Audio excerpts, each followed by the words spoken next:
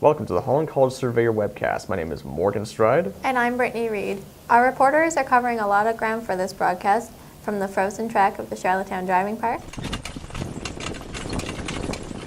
I guess you kind of say it's like the Stanley Cup of harness racing. We'll talk about big plans to develop the Charlottetown waterfront, the winning ways of the Holland College men's basketball team, and how yoga can play a role in increasing the self-confidence of young girls. It's like if I can build them up and fill them with so much confidence, unbreakable, unshakable confidence, then they're going to rock their life. We'll hear from someone who's trying really hard to quit smoking this week, and Morgan will tell us on whether there's a shift going down in PEI politics. Parties that lose elections are unforgiving of their leaders. So you see change after an election almost in every jurisdiction if the party's not successful. All this coming up on the Holland College Surveyor Webcast.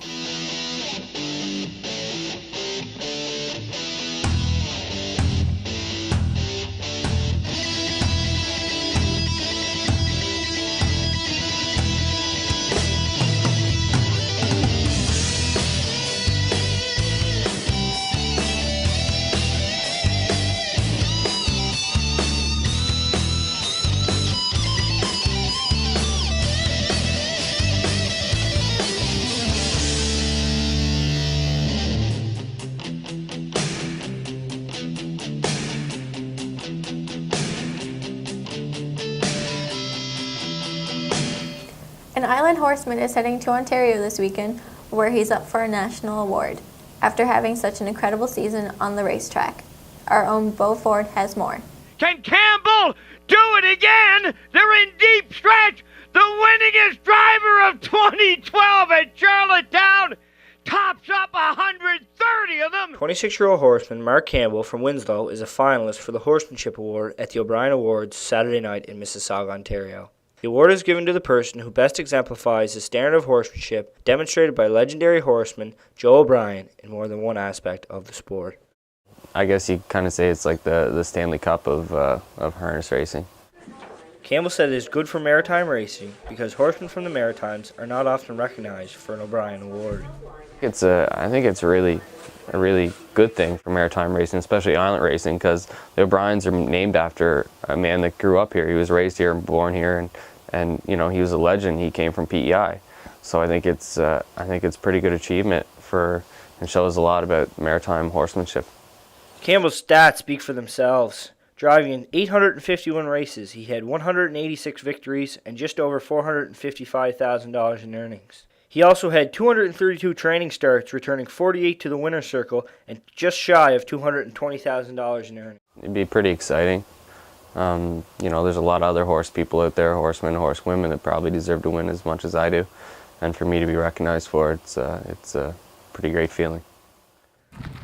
This is Campbell's second year in a row being nominated for the award, and this year Campbell said he's more confident going in.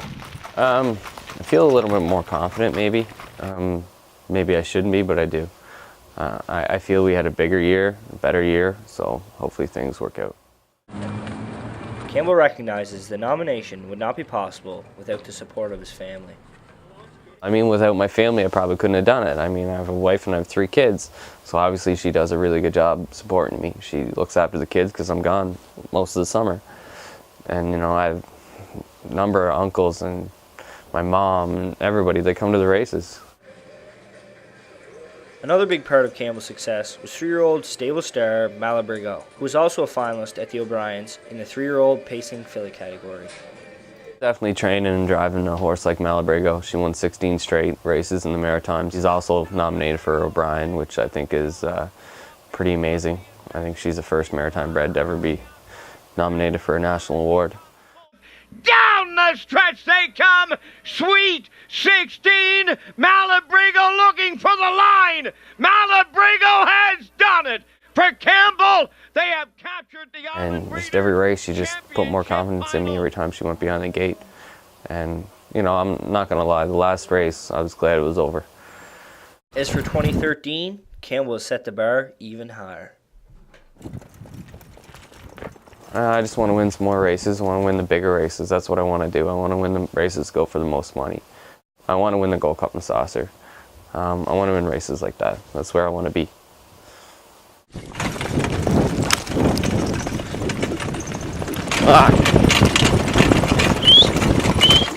Campbell will go up against Alberta's Kelly Hort for the award, but will be sure to have the backing of the maritime racing community.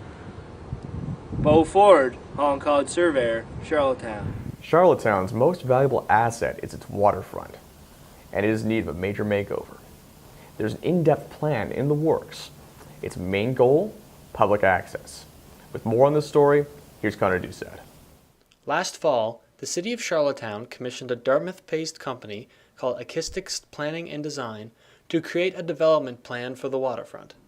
The development will be spread over the next 20 to 30 years, and it steps away from the long-standing industrial ways of the waterfront towards a cafes and condos approach. Although most of the development will hopefully be from the private sector, public access is a key point in the plan, said Acoustics Planning Director Jill Robertson.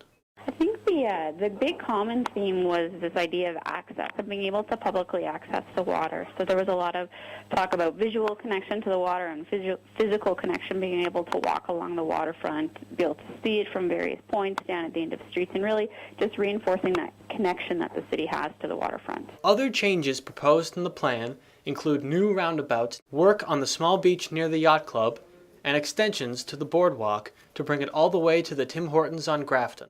However, there are concerns that erosion and rising sea levels will put a dampening on the plans. City Councilor Rob Lance said that there are things that can be done. One suggestion was that we raise the sea level wall along the waterfront as development takes place. And on our visit to Halifax, we saw that in action. If you walk along their boardwalk, Halifax waterfront, you'll notice at some points it starts to climb and elevate. So newer portions of the boardwalk, the seawall are higher. Although the work and the costs are still years away, the waterfront's new face is certainly coming. I'm Connor Doucette for the Surveyor Online. This week is National Non-Smoking Week. Jesse Hennessy and Drew Casford spoke to fellow Holland College student Heather Murphy, who recently took the plunge and quit smoking. I can honestly say that I was one of those people that enjoyed smoking. So it's been a little harder, I guess. 9 days ago, I woke up one morning and felt like someone was sitting on my chest. And at that point, I couldn't breathe. I fell out of bed. I was just like, I can't do this anymore. It's infecting my health. So at that point, I was like, I'm just not going to smoke anymore. I'm done.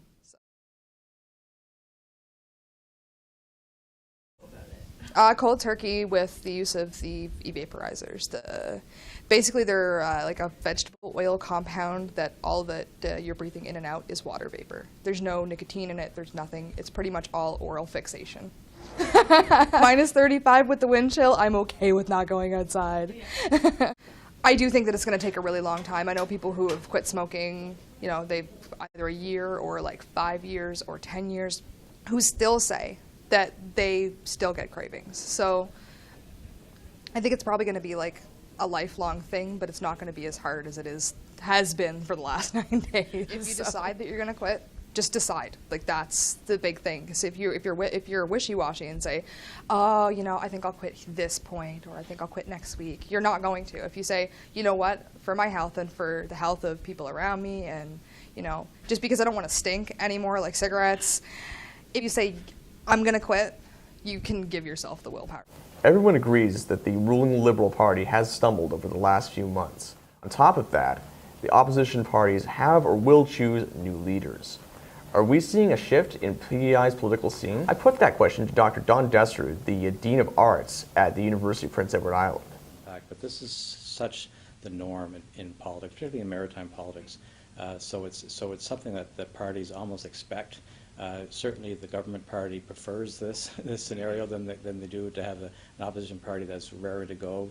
But we have a system in Canada, particularly in the smaller provinces, where opposition parties or parties that lose elections are unforgiving of their leaders. So you see change after an election almost in every jurisdiction if the party is not successful. This has several effects, by the way. One is that it tends to result in an inexperienced leader taking over the opposition party, which in turn puts the government in a good position. They're off the hook. They don't have someone to stare across the aisle with that can take them on, so they get a bit of a free ride, and that gives them a chance to win the next election. It's one of the reasons why governments in the Maritimes are so rarely defeated after one election. But the other hand, and this is the more positive side, one thing that having a new leader does is that it's obviously preceded by a leadership campaign, and that, at least in theory anyway, generates buzz. People are supposed to get excited about it. There's always that hope. The metaphor that I've used before is like a hockey team that's not winning its games. You change the coach. Is it the coach's fault that the team wasn't winning? No, but there is that sense of renewed hope when a new coach is going to come in. Everything's going to be different now. Well, as soon as a new leader comes in, the party says everything's going to be different. We're going to have a new image. The public's going to respond to us. So that's the positive side. It gives them some kind of a hope. What's going on in Prince Edward Island, in other words, is fairly typical. It happens in most jurisdictions around here. They had a bit of difficulty with the leader stay, with the leader go, but now they're moving beyond that, and they're looking at the calendar very, very carefully. The next election, you would think we just had one. We did, but it's not that far away, and it takes about that amount of time to get themselves organized. So they're trying to time this so they can get an enthusiastic campaign around a new leader and then move that into an election campaign. The Holland College Hurricanes men's basketball team is on a roll, having won 8 games straight back-to-back and are currently ranked 5th in the CCAA national rankings. However, there is still some unfinished business to attend to. Jordy Caraher reports. The Holland College Hurricanes men's basketball team continues to gain momentum, having won 8 straight games en route to an 11-1 record, which is good for first place in the ACAA standings. The Hurricanes' last loss came on November 14th against the Crandall Chargers in Moncton, a team they've defeated twice since. The loss to Crandall helped the team regain its focus, said Hurricanes center Chase Bowden. Our heads got a little too big, and then that game just killed us all, so we just had to get back on track and refocus and get back at it in practice. Holland College's recent run has also seen them climb to 5th in the CCAA national rankings, the highest in the school's history. But do they feel as though the ranking is high enough? It's kind of hard to say. I mean, you look at the top 5 teams, all of them are pretty good, but I think it's a good thing and a bad thing. It could be a gift and a curse. Like, we look at it like we should be higher because we work hard, you know what I mean? But at the same time, other teams may work just as hard as us, so it just gives us more motivation. And if we are number 1, then we might start slacking. So however it comes, we'll take it. Whether we 1 or 50, we'll take it. I just feel that our league as a whole doesn't get enough credit that we deserve because we beat everyone in the preseason that's already ranked, and there's a team in front of us that has 2 losses.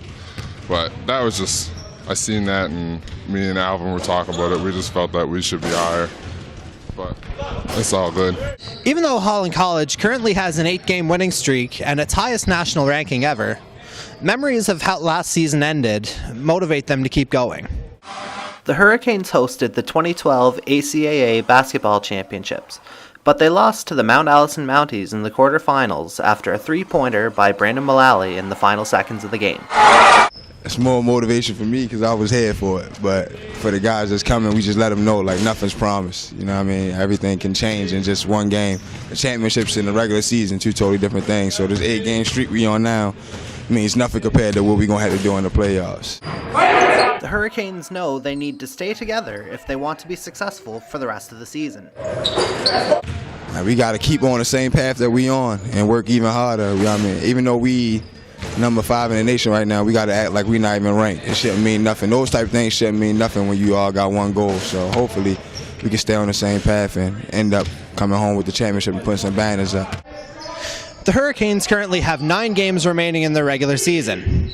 They'll look to extend their current winning streak to 10 games when they go for a doubleheader against the UNBSJ Seawolves in St. John this weekend.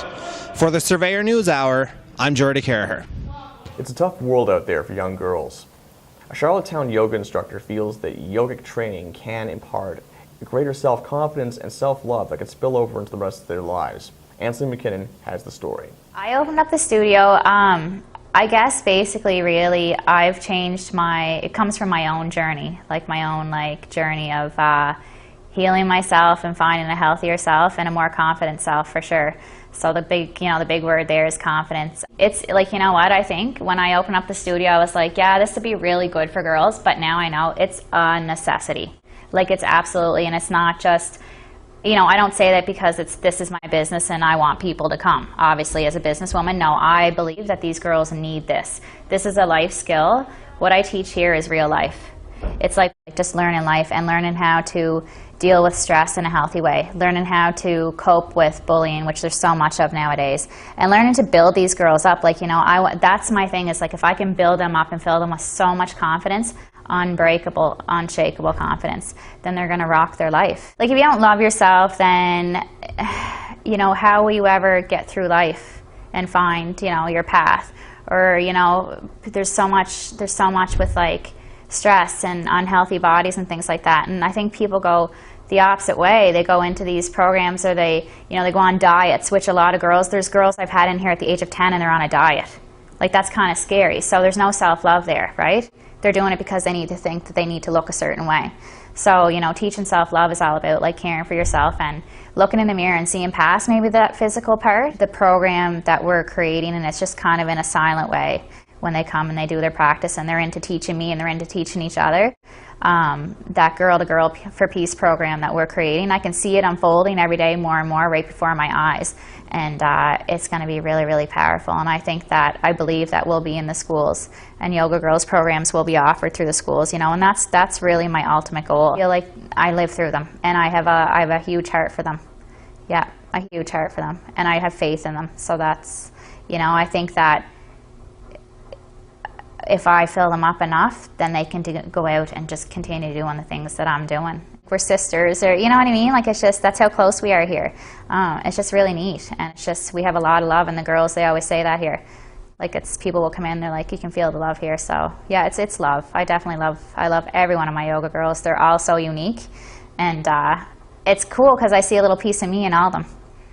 Victoria Kirby, and I'm 11. Because it relaxes me, and we do lots of fun stuff, like crafts and days where we have like spa days and fashion days and stuff. Like, I can be myself, and I feel like relaxed and happy. Yeah, we're all friends. For the Holland College Surveyor Webcast, I'm Ansley McKinnon. And that's the Surveyor Webcast. I'm Morgan Stride. And I'm Brittany Reed. From all of us here at the Surveyor, stay warm. And thank you for watching.